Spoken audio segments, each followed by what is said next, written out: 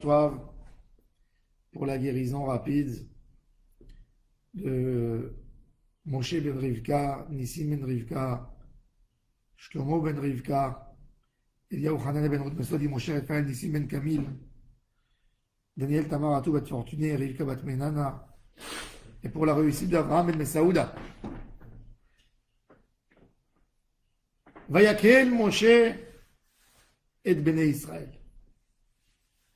Moshe a rassemblé le peuple d'Israël. Pourquoi on a besoin de les rassembler? La Gemara nous dit Lo nitnu shabbatot v'yamim tovim l'Israël ela kedei sheyu oskin bahen batorah. Le Shabbat, Shabbat Kodesh, c'est le jour de la Torah. C'est le jour de la Torah et c'est pour ça qu'il y a la notion de Vayakhel. Vayakhel, c'est une communauté. La communauté, tu la sens Shabbat. Tu la sens pas dans la semaine. La semaine, tu vas à la synagogue, chacun prie, sort tout de suite à la fin de la prière. Mais l'idée d'une communauté, Kehila, elle se manifeste cette idée que Shabbat et Yom Tov. Où tu vois les gens, après la prière, ils restent assis, ils étudient un peu de Torah, un shiur avant Mincha. La notion de Kehila, c'est quand on s'assoit quelque part. Pas quand tu pries, tu fais ton devoir et tu sors. Tu t'intéresses un peu plus, tu t'assois, il y a de la convivialité.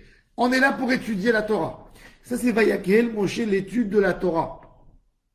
Qu'est-ce qu'il y a de tellement spécial dans la Torah Shabbat? Il faut savoir, quand on est actif pendant la semaine, on a nos besoins de parnassa. Dans notre subconscient, on a le cœur pris. Quand tu as le cœur pris par quelque chose, tu ne peux pas te donner à 100% à autre chose. Tu ne peux pas. Tu ne peux pas. La Gemara, elle dit, un homme ne peut pas entendre deux voix en même temps. Quand un homme entend un orchestre, une musique, il peut en profiter de l'idée, de l'harmonie, mais il peut pas. Tu ne peux pas entendre du violon en même temps quand il y a de la guitare électrique. Tu ne peux pas tirer un profit. Il y a deux voix, très calées la mishtamari. On ne peut pas entendre deux voix et prendre un plaisir. Ben, notre Neshama non plus, elle veut du total. Elle n'est pas prête d'accepter des idées perturbées en elle. Et c'est pour ça que Shabbat, pour obtenir la Torah, on veut de nouveau une sorte de Matan Torah. Alors pour Matan Torah, il est vrai que Moshe Rabbeinu, par exemple, il a dit au Béné Israël, avant le don de la Torah, séparez-vous de vos femmes 3 jours avant la Torah. Deux, Akadosh Baruch Hu a dit, Moshe a rajouté un jour. De cette même manière, le Shabbat, c'est séparez-vous de tout ce qui vous embête la semaine. Pour avoir une seule voix, pour entendre la voix d'Hachem, pour avoir un esprit propre, un cœur ouvert à écouter la voix divine d'Hachem Yitbarach. Ça, c'est l'interdiction de Shabbat Kodesh, de ne pas faire les 39 Melachot. Les Melachot, les travaux interdits, sont des travaux qui rattachent l'homme à la matière, qui le rattachent à des besoins humains, mais qui viennent d'une envie matérielle. Pour te coller à de la spiritualité, tu ne peux pas être attaché en même temps au matérialisme. Et c'est pour ça que, pour calmer le besoin matériel que nous avons en nous, il y a la préparation du Shabbat.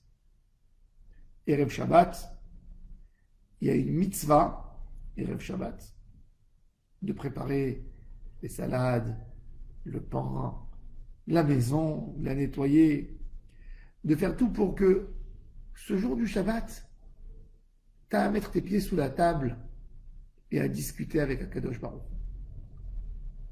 Un homme se fait plaisir quand il a envie de manger un bon repas. Qu'est-ce qu'il fait? Il fait tous les préparatifs avant.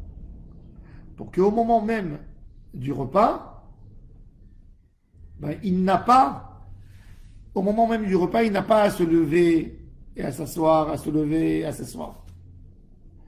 Un homme va dans un restaurant et paye le restaurant, pas parce que la nourriture du restaurant elle est forcément très très bonne. C'est parce qu'au restaurant, il met ses pieds sous la table et il est servi et il peut discuter tranquillement avec l'autre qui est invité avec lui, qui est assis de l'autre côté de la table. On ne s'embête pas, on ne se lève pas et on est là uniquement pour parler et on est servi. L'idée du Shabbat, c'est une connexion directe avec Hachem. On ne veut pas être embêté par rien. C'est pour ça qu'il est écrit dans la halakha que même Shabbat, on a l'habitude de faire la tefila du Shabbat un peu plus tard que dans la semaine. Même un homme que par exemple dans la semaine, il aurait l'habitude de se lever tous les matins avec le lever du soleil, Shabbat en tarde un peu plus pour montrer justement cette idée qu'on n'a pas besoin d'aller quelque part. Il n'y a personne qui nous court derrière. Et pour être libre à écouter des sons extraordinaires que nous n'avons pas l'habitude d'entendre. Quand un homme va en vacances,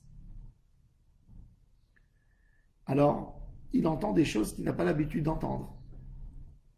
Quand il marche, il entend les vagues des océans. Il entend le chant des oiseaux. Il voit la beauté du monde. Mais quand vous allez voir, par exemple, vous allez aller dans une ville de vacances, un homme qui va aller à Deauville, ou je sais pas moi, il va aller sur la côte, lui, il va être émerveillé. Mais quand vous allez voir les gens qui habitent là-bas, ils n'entendent pas ce que vous entendez. Pourquoi? Parce que vous, quand vous allez en vacances, vous sortez d'une situation pour entrer dans une autre. Eux, ils ont leurs besoins de pain, les besoins quotidiens de tous les jours. Ils n'entendent pas ce que vous entendez. Parce que dans leur neshama, ils ne sont pas en vacances.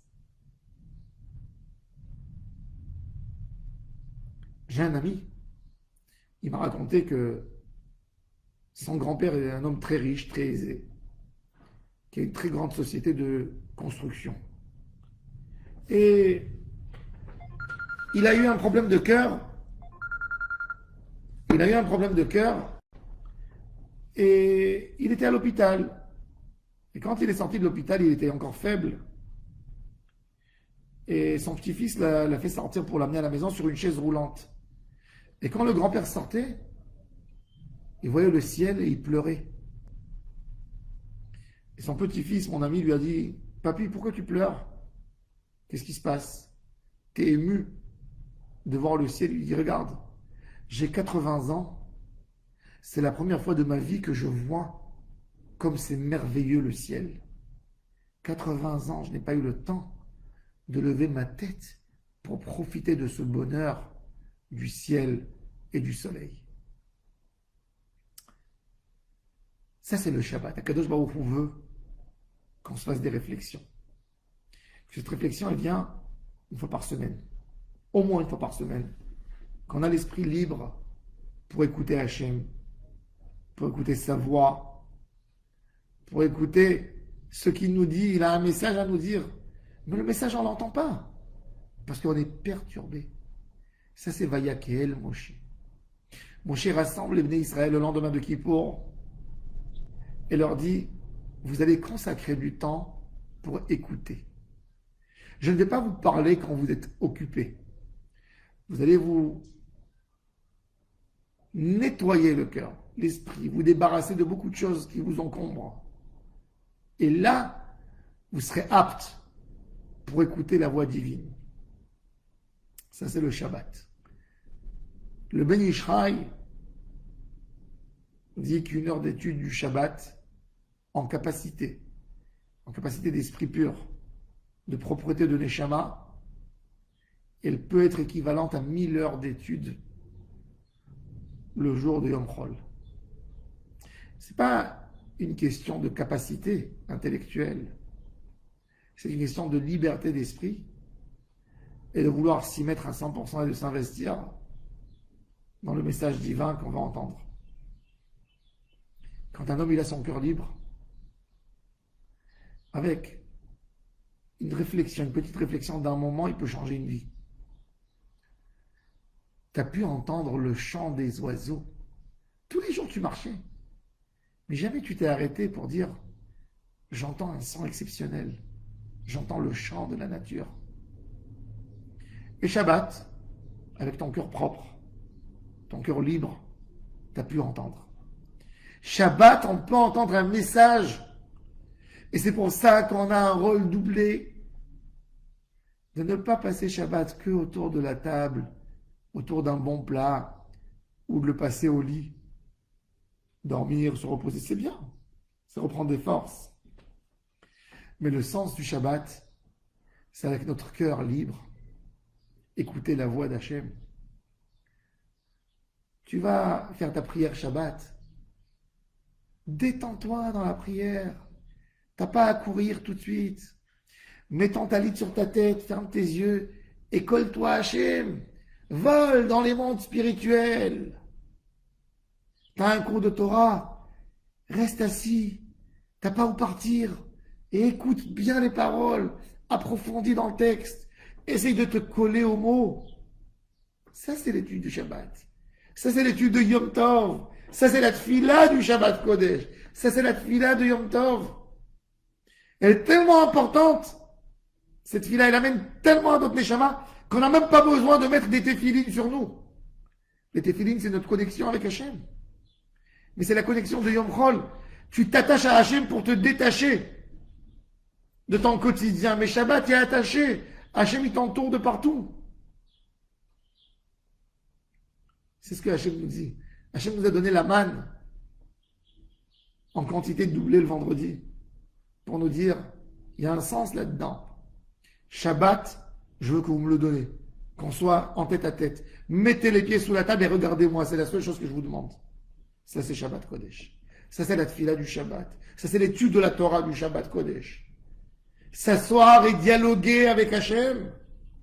Sentir Hachem Yitbarach. Ça, c'est Shabbat. Vesham Roubne Israël, te Shabbat. Le Shabbat, ce n'est pas un jour passif où je ne fais pas. C'est un jour actif où je fais travailler ma neshama. C'est pour ça, la sorte est à Shabbat. C'est pour ça qu'on dit en français, faire Shabbat. Shabbat, c'est pas une question de ne pas faire ce que j'ai l'habitude de faire Yom Chol, les jours de la semaine. C'est faire un sens de Kedusha, se faire une qualité de neshama. Et d'Hachem, que nos Shabbats seront des Shabbats avec beaucoup d'activités pour notre neshama, avec un nettoyage d'esprit, avec une clairvoyance, que les choses soient claires pour nous, qu'on ait tous envie que Motsei Shabbat, on reste avec un goût exceptionnel du Shabbat pour avancer dans la semaine, qu'on retrouve la pêche en nous, l'admiration d'Hachem, et que Dieu nous aide, qu'on soit des Juifs Kadosh. Le Juif, c'est Bechinat Shabbat Kodesh. Tamid Chacham, c'est Bechinat Shabbat, comme il dit le Zohar Kadosh. Yehudi, c'est Bechinat Shabbat, qui est Bechinat Olam Haba. L'idée du Shabbat, c'est de nous montrer, on ne vit pas pour ce monde. On vit pour un repos. On vit pour un repos. Le Tachlit, c'est le Olam Haba. C'est pas le Olam Hazé.